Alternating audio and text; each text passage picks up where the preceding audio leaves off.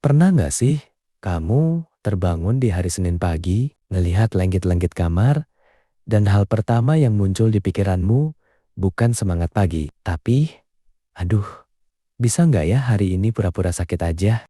Lalu kamu berangkat kerja, di jalan kena macet, sampai kantor disambut tumpukan deadline, belum lagi grup WhatsApp kerjaan, yang bunyinya udah kayak petasan lebaran, nggak ada habisnya.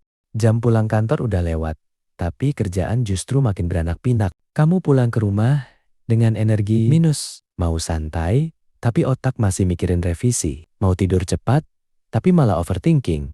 Sampai jam 2 pagi, kamu capek fisik, capek mental, dan mulai bertanya-tanya, gue ini kerja buat hidup, atau hidup cuma buat kerja sih? Kalau kamu lagi ada di fase ini, please, jangan skip video ini.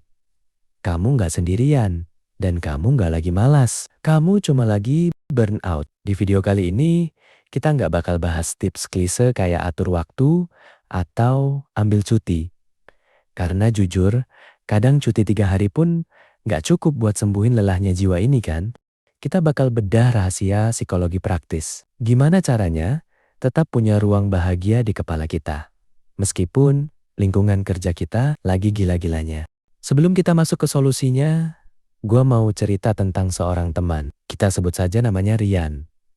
Rian ini tipe karyawan kesayangan bos. Rajin, nggak pernah nolak tugas, dan selalu fast response, bahkan di hari Minggu malam. Rian merasa bangga karena dianggap produktif. Sampai suatu hari, badannya mulai ngomong. Dia mulai sering sakit lambung, vertigo, dan yang paling parah, dia jadi gampang marah sama orang-orang terdekatnya.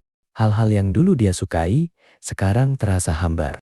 Apa yang terjadi sama Rian? Dia terjebak dalam perangkap psikologis bernama people pleasing and hustle culture. Dia mengorbankan kewarasannya demi validasi dari tempat kerja. Dan faktanya, banyak dari kita yang pelan-pelan berubah jadi Rian tanpa kita sadari. Kita takut dibilang nggak kompeten, sampai lupa kalau kapasitas mental kita itu ada batasnya. Rahasia pertama buat tetap waras itu terdengar sederhana, tapi paling susah dilakukan. Bikin batasan yang tegas. Banyak orang mikir, kalau kita profesional, kita harus selalu siap 24 jam. Itu salah besar. Secara psikologis, otak kita butuh sinyal yang jelas kapan waktu untuk bertempur dan kapan waktu untuk pulang. Mulai hari ini, coba lakukan digital detox skala kecil. Begitu jam kerja selesai, matikan notifikasi aplikasi kerjaan. Kalau ada chat masuk di jam 9 malam yang sifatnya nggak darurat, nggak bikin kantor kebakaran besok pagi. Latih diri kamu untuk tidak membalasnya sampai besok pagi. Ingat, kalau kamu membalas chat malam hari sekali saja, kamu sedang mengajari orang lain bahwa kamu fine-fine aja diganggu di jam istirahat. Kamu yang harus pasang pagarnya. Karena kantor nggak bakal pernah pasang pagar itu buat kamu. Rahasia kedua, miliki jangkar kewarasan sanity anchor. Coba luangkan waktu sejenak untuk mikir. Siapa diri kamu kalau pekerjaanmu saat ini dihilangkan?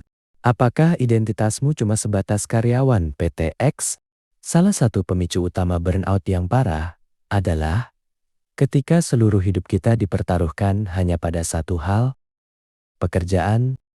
Jadi, kalau kerjaan lagi berantakan, kita merasa hidup kita ikut hancur total.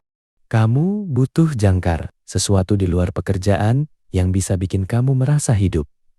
Nggak harus hobi yang mahal, bisa jadi itu rutinitas menyiram tanaman di pagi hari, dengerin podcast komedi pas pulang kerja, jalan kaki sore tanpa megang HP, atau sekadar main sama kucing peliharaan.